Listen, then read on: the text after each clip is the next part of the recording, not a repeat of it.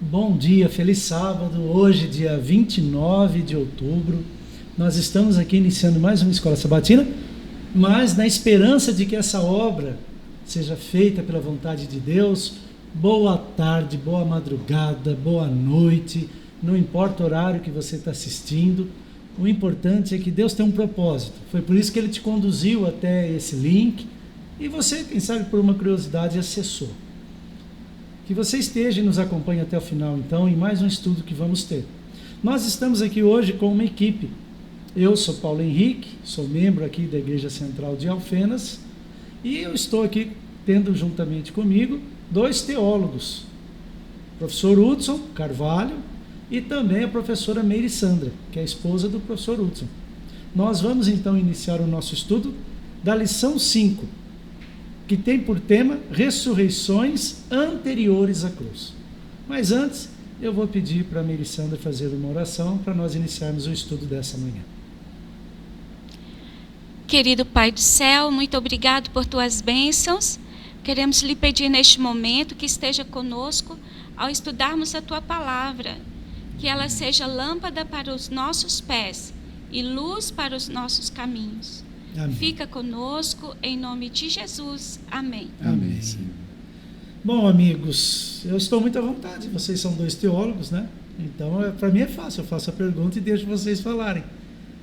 E me digam, o que nós podemos tirar assim, para começar o estudo, né? Que vocês viram, saltou aos olhos quando estudamos tantas ressurreições. Que aspectos aí são interessantes e que já trazem luz para as pessoas que não têm uma compreensão assim muito clara, né, do que é a morte, se há vida após a morte. Enfim, fiquem à vontade. Um feliz sábado a você que está conosco. É sempre uma alegria a gente ter esse momento do estudo da lição. E eu gosto, Paulo, de inicialmente fazer uma propaganda, e vou fazer agora para você que de repente não tem a lição ainda impressa. Se você não tem a lição, mas tem o seu celular, vá lá na plataforma, lá no site do Google, e você escreve lição da escola sabatina. E aí você vai ser direcionado para alguns links. Vá nesse link aqui, ó, eu acabei colocando ele aqui em evidência, né? E aí, equipe, tá pegando bem? O que vocês estão vendo? É maiscpb.com.br. E neste site você encontra não só a lição de adulto, como também a lição dos jovens. E tem também, aqui nós temos a lição de adultos, jovens, vendo aqui no menu, e também comentários da lição, meditações diárias, meditações da mulher. E aí você tem o texto da lição e também tem a opção de escutar em áudio. Né? E essa lição está sendo maravilhosa. Foi preparada pelo pastor e teólogo Alberto Tim, um brasileiro, desta vez está à frente da nossa lição. E a ressurreição anteriores à cruz. Né? Então, nós estudamos sobre ressurreições no Velho Testamento e também no Novo Testamento. A ressurreição é a grande esperança que nós temos para aqueles que morreram. Sim. A gente vem já estudando em lições anteriores que existem crenças de reencarnação. Então, se existe um espírito imortal, uma reencarnação, para que haveria necessidade de uma ressurreição? E Jesus fala que vem a hora e aqueles que estão no túmulo, né, ouvirão a voz do Pai. Uns sairão para a ressurreição da vida, outros para a ressurreição da morte. Então, é uma realidade. Isso já ocorreu no passado, nós vamos recapitular. Verdade. Meire, e você, o que te salta aos olhos ao estudar esse assunto? Como o Hudson falou e se expressou, o que me salta aos olhos é a esperança de vida. Porque o que mais a gente percebe quando alguém perde uma pessoa que muito ama, né? A gente percebe uma tristeza sem fim. E você perceber que você pode ser um canal de esperança para alguém, para dizer para ela assim, peraí, não é o fim. Aguarda um pouquinho. Porque nós temos, assim, fontes fidedignas da palavra de Deus que aponta para nós que há vida, que há uma vida após a morte, que Jesus ele teve esse poder, tanto no Antigo Testamento, né? De ressuscitar algumas pessoas, e teve esse poder também quando ele estava aqui neste mundo, e vai ter o mesmo poder quando ele voltar, de ressuscitar aqueles que estão dormindo. Então, para mim, essa esperança é tudo de bom. Para mim, a maior esperança que tem é saber, né, que esse mundo não é o fim. Sim. Que nós teremos um futuro muito mais glorioso, mais grandioso do que o que nós vivemos neste momento. E até porque se fosse o fim, né? Agora outubro, mês das crianças, eu vi as minhas fotos com aquele cabelinho loiro, e agora eu olho no espelho, o cabelinho loiro não está nem branco, o que sobrou ainda é branco, e eu fico olhando, essa degradação não traz perspectiva. Por mais que nós sejamos otimistas, por mais que nós tenhamos assim aquele espírito alegre, né? Mas veja, essa degradação natural dos organismos não traz esperança. A única esperança é a certeza de que, se não em vida, mesmo depois de morto, eu posso tornar a vida pelo poder do Senhor Jesus. Amém. Esse é o ponto importante. E aí, então, vamos entrar nos assuntos. E eu achei a Melisandra aqui, quando a gente estava em off, ela falou de um ponto importante da lição de sábado, que eu vou deixar para a gente falar no final do estudo. Porque daí nós passamos por todas, e aí a gente lê essa parte de sábado lá, para você entender melhor. Sobre Moisés, o que vocês gostariam de falar acerca desse episódio? Afinal de contas, foi a primeira ressurreição. Até então o universo sabia o que era morte. O universo sabia o que era transladação. Enoque já havia ido para o céu vivo. Desde o cordeirinho que o Senhor sacrificou para vestir Adão e Eva no Éden, o universo já sabia o que era morte. Mas ressurreição, até então, pelo menos pelo que a Bíblia diz, nós não sabíamos. O universo todo. E aí vem a primeira. Por que ela é tão emblemática? E que revelações ela traz? Moisés foi um dos grandes líderes do povo de Deus. Moisés tirou o povo do cativeiro do Egito, levou para Canaã, um povo rebelde, um povo difícil. E Moisés, num dado momento, a gente tem o texto na Bíblia, ele desobedeceu claramente a ordem de Deus, né? Deus disse para ele: Moisés, você vai falar à rocha. Ele já tinha feito isso antes. Sim. Mas ali no momento que perdeu a paciência, ele bateu, feriu a rocha, e muitos teólogos fazem uma comparação com Cristo. Cristo era a rocha, Cristo foi ferido ali. Moisés ali estava como sendo um representante nosso. Nós ferimos Cristo na cruz. Mesmo assim, saiu salvação. Mesmo assim, saiu a água, que para aquele povo era salvação. Sim. Agora, lá em Judas 1, versículo 9, Judas é fácil, é o penúltimo livro da Bíblia, ali antes de Apocalipse, né? Sim. Então, Judas registra o arcanjo Miguel, e aí nós podemos ter um estudo sobre quem era Miguel. Miguel é um dos nomes ligados a Cristo. Lá no Apocalipse diz que Miguel e seus anjos lutaram contra o diabo e seus anjos, e estes foram expulsos. Então, ninguém que não fosse o próprio Cristo teria esse poder. A gente viu na lição que também o anjo chegou para Daniel e falou: ó, Daniel, prossiga nos seus dias, e depois que você, ao final deles, né, você se levantará. E Miguel, o príncipe defensor do teu povo. E aqui, lá em Judas 1,9, apresenta o texto que Miguel estava ali reclamando o corpo de Moisés. E aqui nós já temos uma coisa interessante. Se o corpo e o espírito fossem duas coisas diferentes, o espírito fosse uma entidade separada do corpo, por que Cristo estaria lutando por um corpo? O corpo é pó.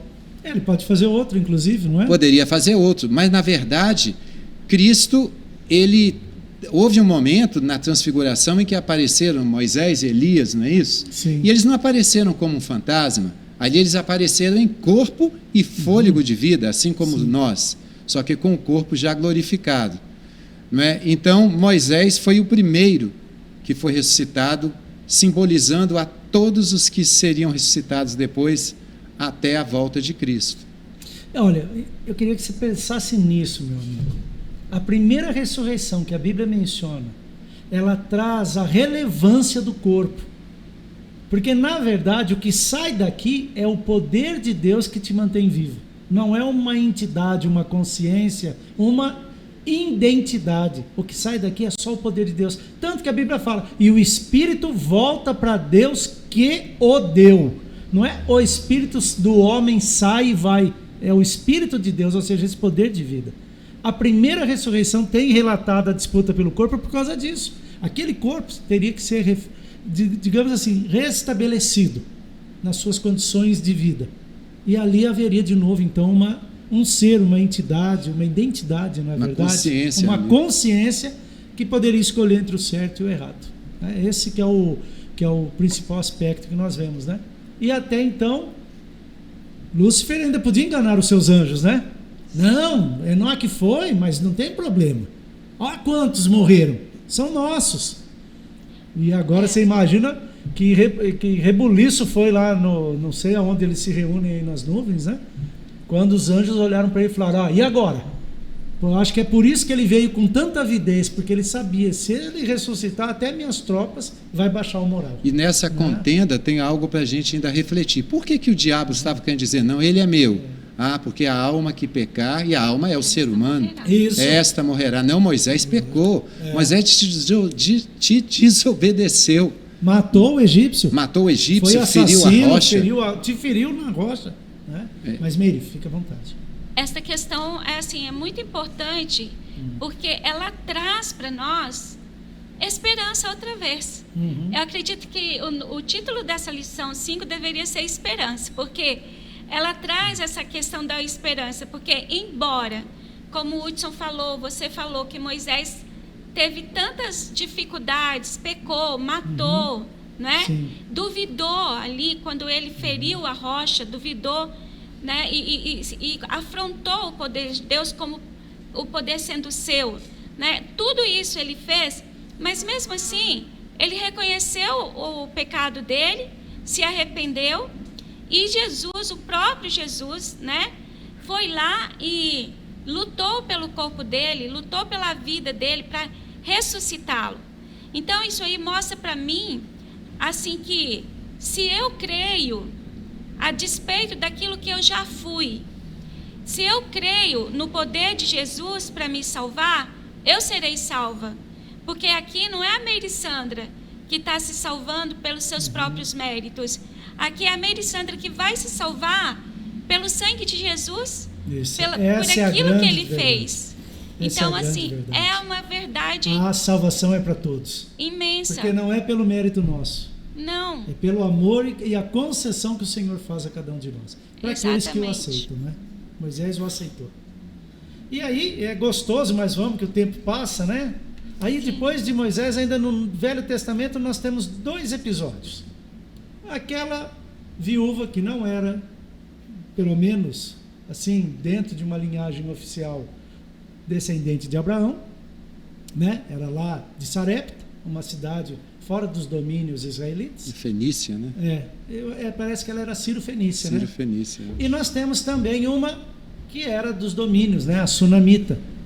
Bom, chamamos Sunamita porque só não fala o nome, só diz que ela morava em Sunem, né? E as duas tiveram seus filhos e as duas perderam os seus filhos. E as duas foram atrás do profeta, cada qual, uma para Elias, outra para Eliseu. E as duas receberam a graça de tomar os filhos no braço com vida novamente. O que nós podemos aprender dessa lição? Então, interessante, a pergunta 2 ali fala quais as semelhanças e diferenças. Eu, quando leio esses 2 relatos, primeiro aconteceu com Elias.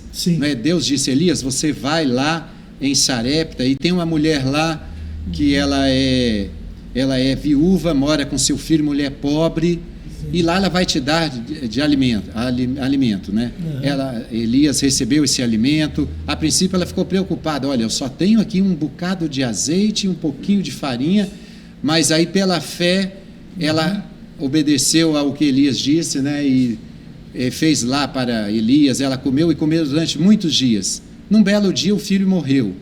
Agora o que eu acho interessante é que no segundo relato aconteceu com Eliseu. Eu tenho a impressão que Eliseu pode ter, com certeza, ouvido de Elias o que aconteceu, porque a forma com que se deram as 2 ressurreições foram muito semelhantes. Sim. No caso de Elias, o que Elias fez? Protocolo, né? A atitude do profeta diante do momento. Diante, né? No caso lá do filho da viúva de Sarepta, ele estava lá num quarto, sim. Elias disse, fechem as portas. E ele foi lá naquele quarto, se deitou, né, sobre, sobre aquela criança, e ali fez uma oração a Deus, e, por um milagre de Deus, aquele filho da viúva ressuscitou. Sim. Tempos mais tarde, Eliseu fez a mesma coisa, só que agora com o filho de uma mulher rica, lá da cidade de Sunem, também no pequeno quarto, ele se deitou, soprou ali. Então, esse soprou é interessante, o que entrou ali foi um ar, não é? A gente não pode pensar, o processo metabólico foi restabelecido. Restabelecido, ali não foi através de Elias e Eliseu que entrou um espírito, não. Um espírito consciente ali.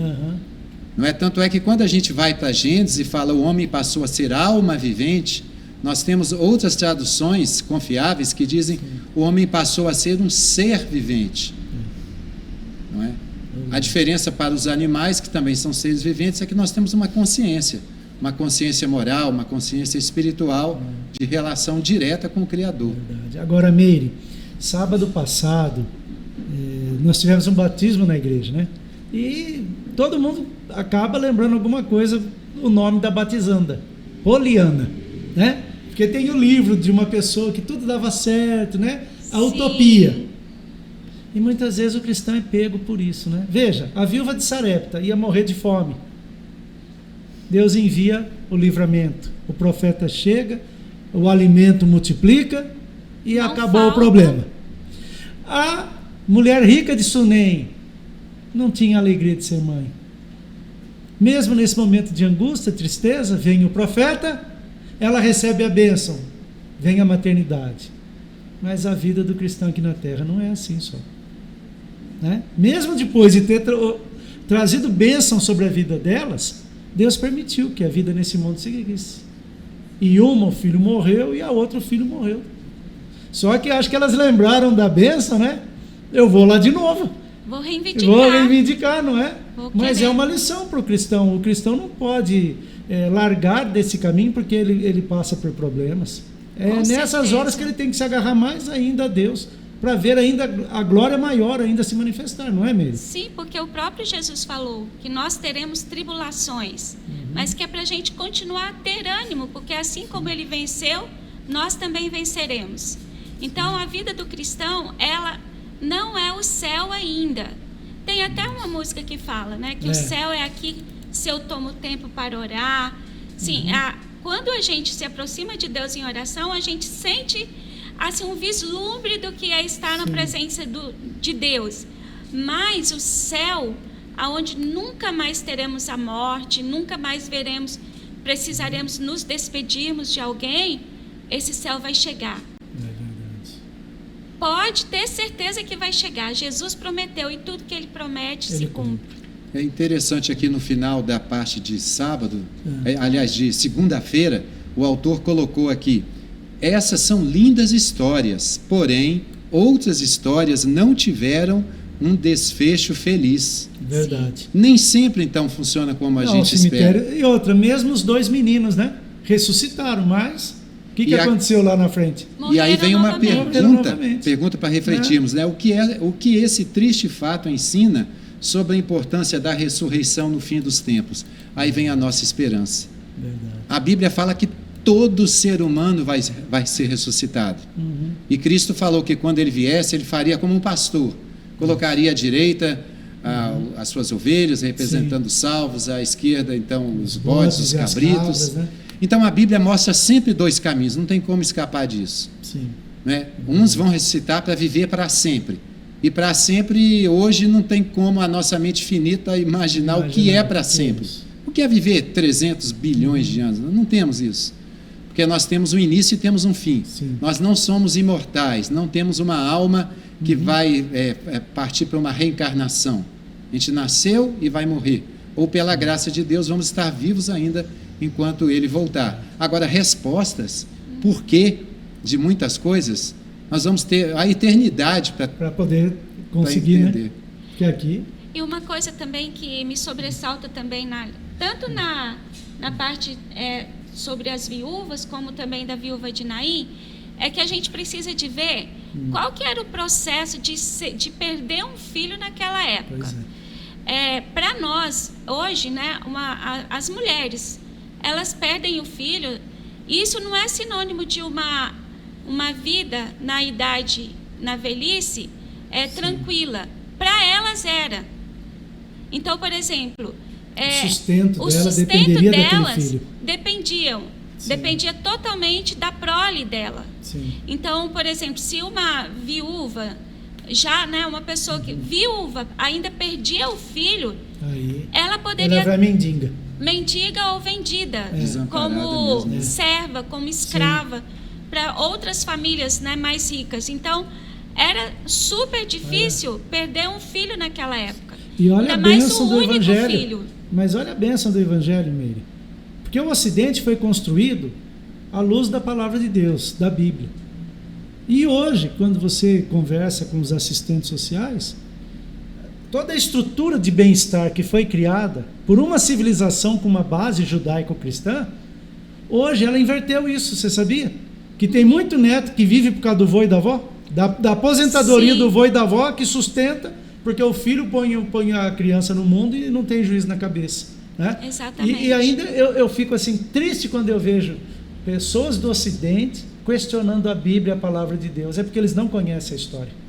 Se eles tivessem uma ideia de como era a vida naqueles tempos e o que o mundo se tornou, direito da mulher, a mulher vota, a mulher trabalha, a mulher tem igual valor perante o homem, né? Quanta coisa a Bíblia trouxe. E a gente já vê aqui, o foco aqui é a ressurreição, mas dá para fazer o paralelo. Com certeza. Mas tem uma diferença da viúva de Naim, né? Já que você mencionou, vamos para essa parte aí? Sim, a diferença. Qual que é a diferença das duas para ela? As duas viúvas do Antigo Testamento, elas foram atrás da cura, né? Da ressurreição. Da viúva de Naim foi extremamente contrário. Jesus passou, ele viu que estava tendo o quê? Estava tendo um processo de, digamos hoje, né, que a gente pode chamar de velório. As pessoas estavam depois conduzindo, né, aquele caixão, que na verdade nem era tipo o caixão de hoje, mas estava conduzindo para um enterro. E alguns já pensando isso que você mencionou antes, o que vai ser dessa mulher? O que vai ser dela? Porque ela estava praticamente sozinha no mundo. E daí o que Jesus, ele olha para aquela cena e ele se compadece daquela mulher. Naquele momento Jesus não pensou somente nela, tenho certeza que ele pensou em todas as outras também, mulheres também que estariam passando pela mesma situação. Que coisa, não? Momentos distintos, né? As duas pediram, essa não pediu e recebeu a graça. Como que a presença do Senhor Jesus muda tudo. Ela nem precisou pedir, só dele estar ali. O próprio amor que ele sente por suas criaturas levou ele lá a parar aquele enterro e tocar naquele esquife e ressuscitar e devolver o menino para aquela mãe. E já que você citou a palavra graça, a gente pode ter uma breve reflexão, né? É sempre a graça que nos alcança.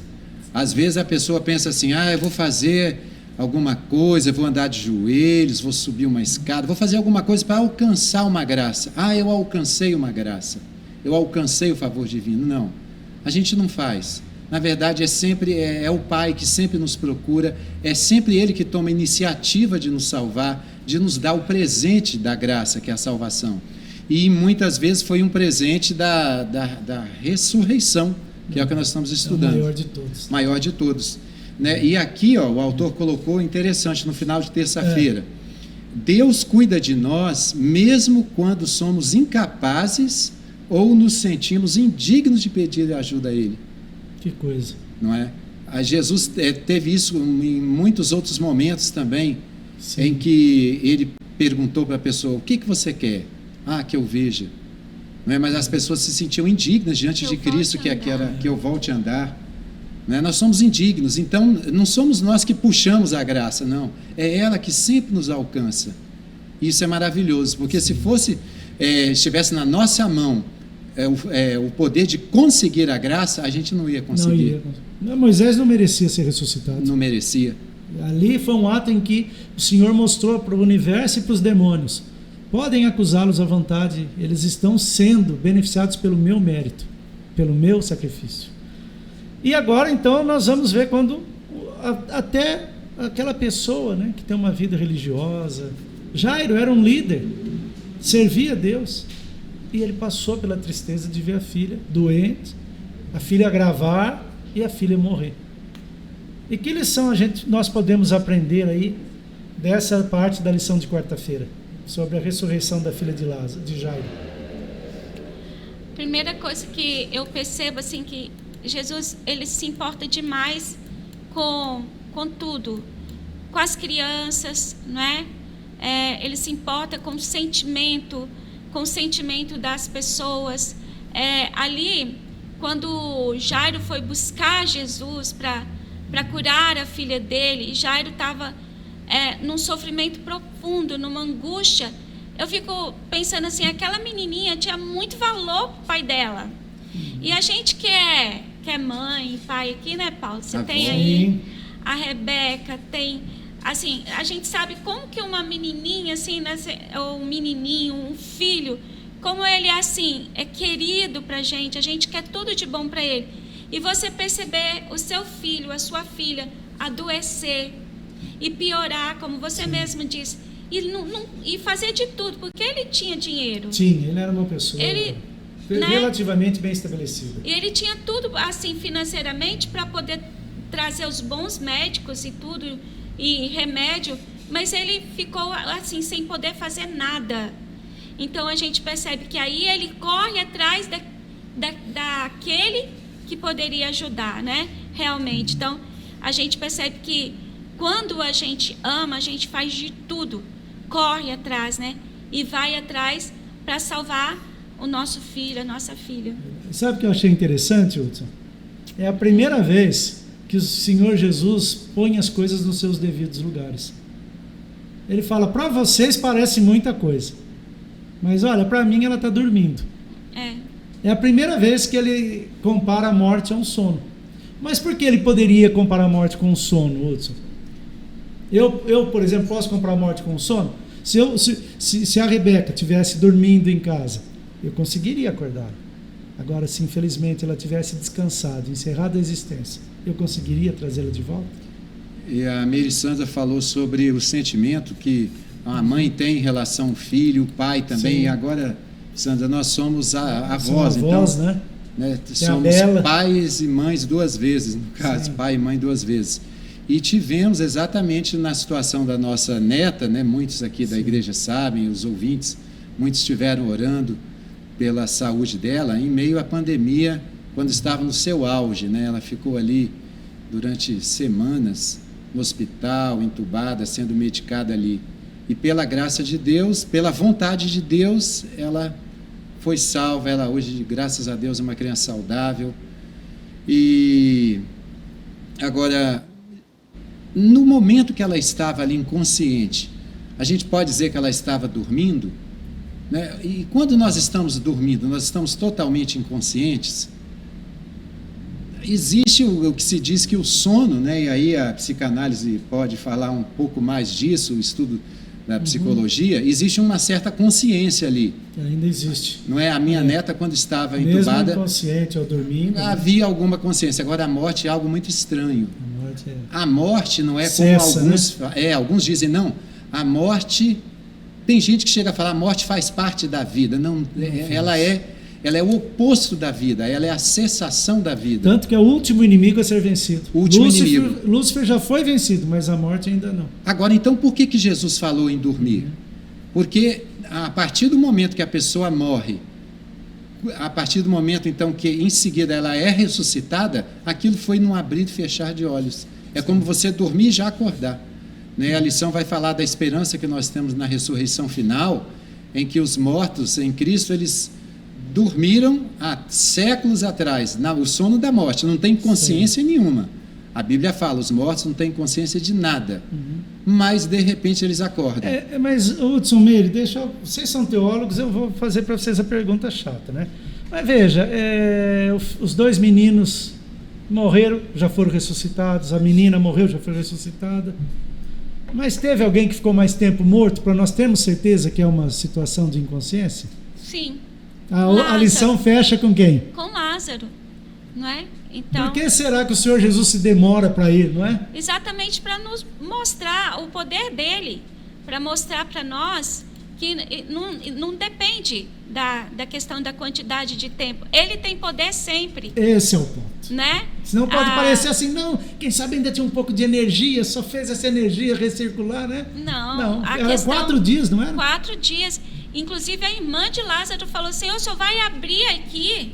O Senhor vai abrir, ele já está num estado de putrefação. Já fede. E Jesus falou assim, olha, ele está dormindo, Lázaro dorme. Lázaro está descansando. Então é uma coisa assim que a gente pode pensar assim, não existe para Deus impossível. O impossível é para a gente, não é?